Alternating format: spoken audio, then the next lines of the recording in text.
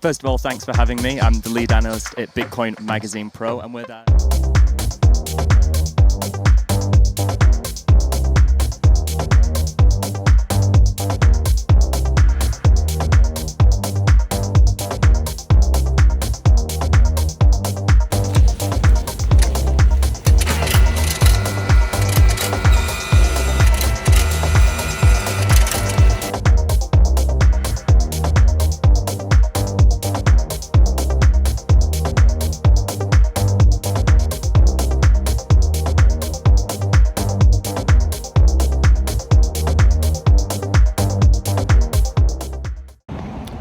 Good morning, I'm Matt here in Amsterdam.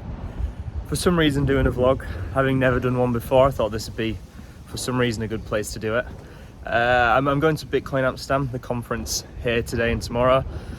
Hopefully see some good events. I'm speaking as well, so a little nervous, but should be good. It's my first ever Bitcoin conference, so just thought I'd give you all a bit of an insight, especially having some backstage and VIP apparently access.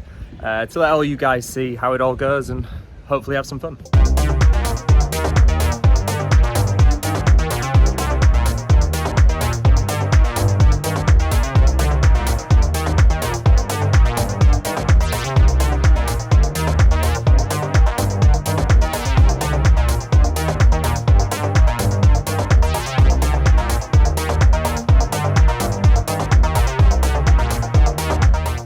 So that's the first day of the conference done, and I had a great time, honestly. There's some incredibly smart people, much smarter than me out there.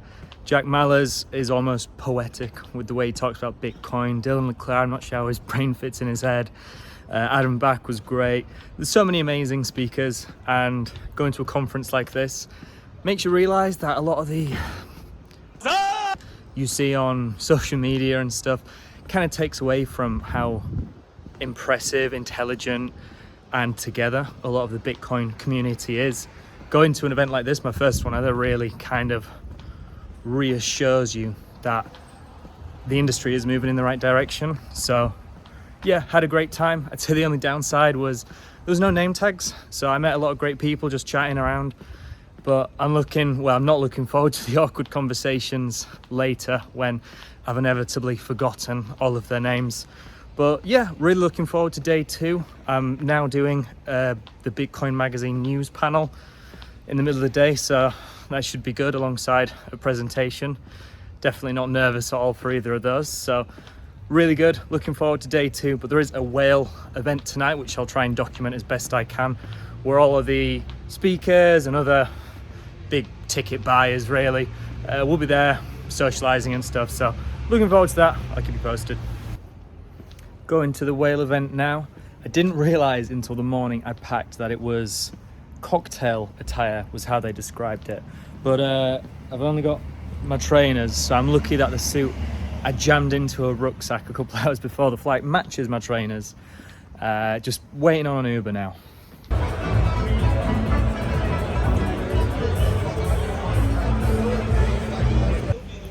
So it was a good time at the whale party. Everyone was very friendly, very chatty. A nice community feel experience, and the venue was amazing. So had a good time, just waiting for an Uber back now.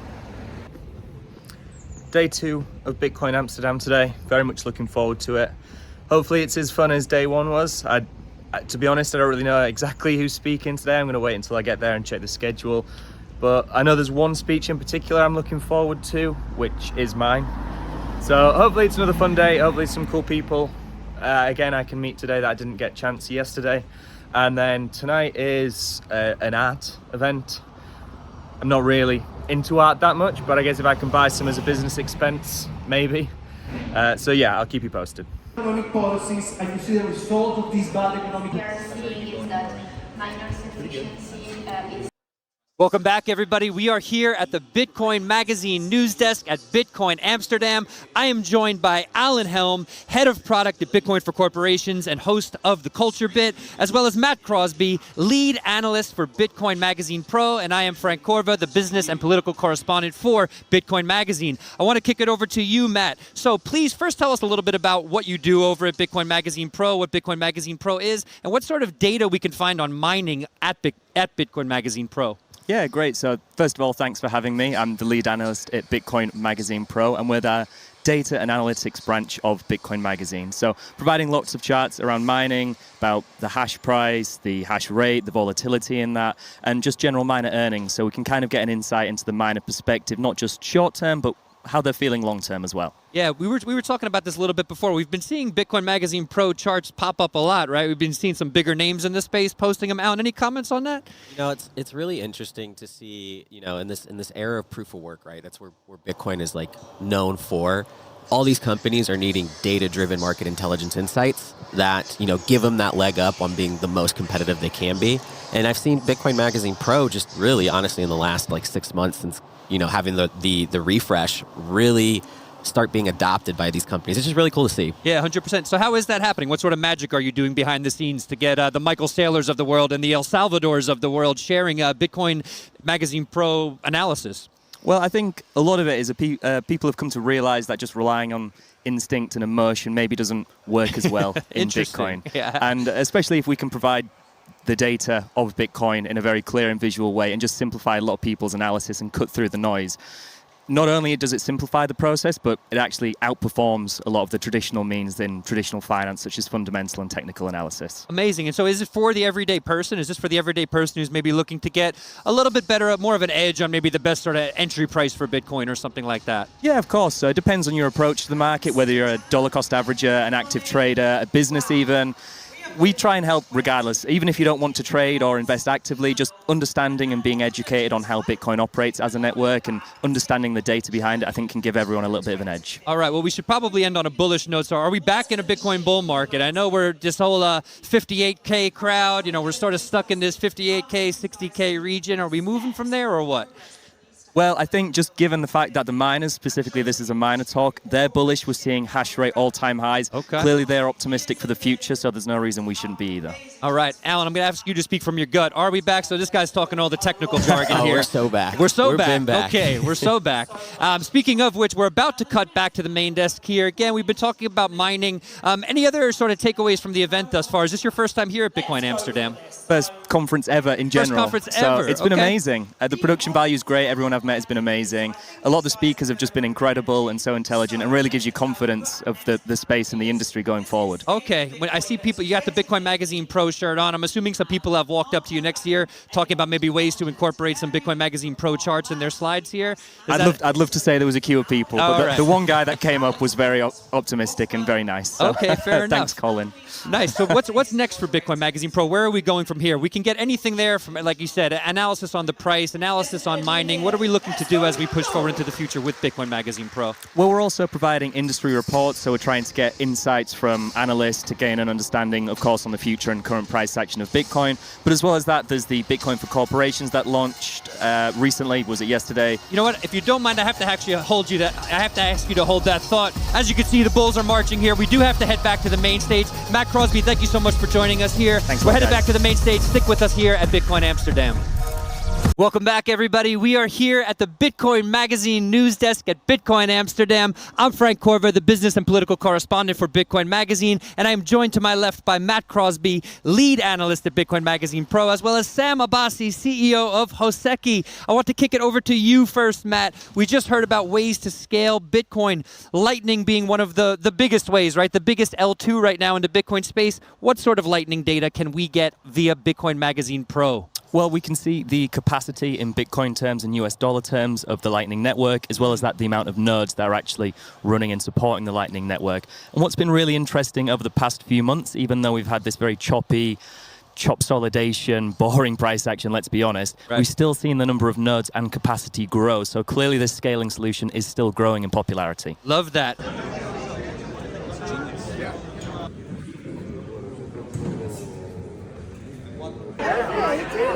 Yeah. That's day 2, the final day of Bitcoin Amsterdam complete, which was a really fun day, doing the news desk presentation, doing my own personal presentation, although there was a little bit of a hiccup with the screen breaking literally as I was waiting to go on stage. So I was there for probably 15 minutes just with a mic and a controller in my hand by the side of the stage, with an entire audience just kind of watching, waiting to see what happened. But regardless, when I got on, it was good, it all went smoothly. And yeah, another great day at the conference, some amazing speakers, and it was amazing speaking to a lot of great people in the space, a lot of people who just appreciate on-chain data and the Bitcoin Magazine Pro channel. So I'm hoping I can do more events like this in the future, because I've really enjoyed it, and I'm looking forward to going to the final event of the conference, which is the Ordinals Art event tonight. I was en route to the final event. I was trying to walk and then get a boat. I thought that would have been nice, but it's absolutely pouring it down. So another Uber to get there. Also, I'm not sure if I mentioned it, but the presentation I did, I don't know when I'll actually get access to see that video. So that'll be a future upload. I won't be able to include it in this. But I'm looking forward to the Ordinals night. I think there should be a couple hundred people there, or so I've been told. So fingers crossed it's a good time, and hopefully the rain stops.